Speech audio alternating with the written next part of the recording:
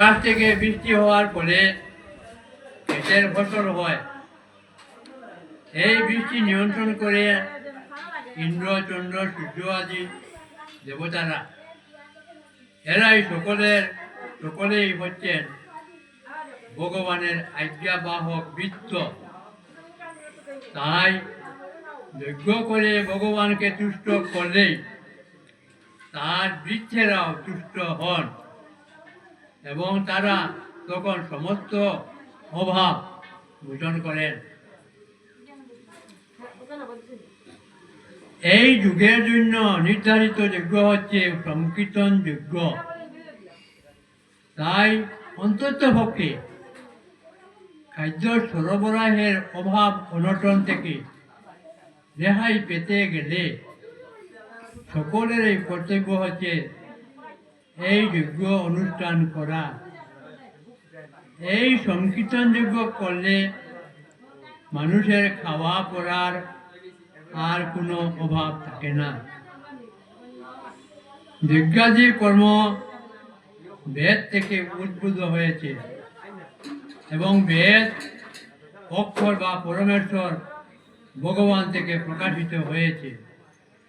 অতএব সর্বব্যাপক ব্রহ্ম সর্বদা যজ্ঞে প্রতিষ্ঠিত আছেন।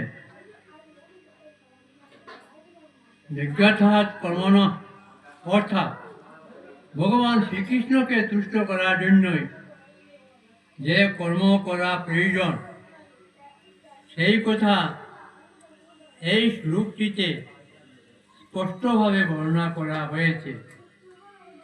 যজ্ঞ পুরুষ শ্রী বিষ্ণুর সন্তুষ্টির জন্যই যখন আমাদের কর্ম করতে হয় তখন আমাদের কর্তব্য হচ্ছে বেদের নির্দেশ অনুসারে সমস্ত কর্ম সাধন করা। বেদের সমস্ত কর্ম পদ্ধতির বর্ণনা করা হয়েছে। যে কর্ম বেদে অনুমোদিত হয়নি তাকে বলা হয় বিকর্ম বা পাপ কর্ম। তাই বেদের নির্দেশ অনুসারে সমস্ত কর্ম করাটাই হচ্ছে বুদ্ধিমানের কাজ। নিজের ব্যক্তিগতভাবে কাজ করলে হয় না।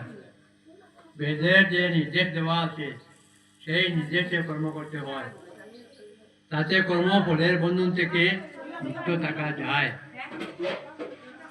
সাধারণ অবস্থায় যেমন মানুষকে রাষ্ট্রীয় নির্দেশ অনুসারে চলতে হয়, তেমনই ভগবানের নির্দেশে তার পরম রাষ্ট্র ব্যবস্থায় পরিচালিত হওয়াই মানুষের কর্তব্য।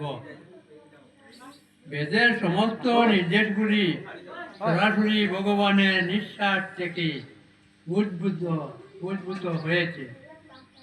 তাতে বলা হয়েছে ঐশ্য মহত্ব বিত্তৈশ্য নিশ্চিত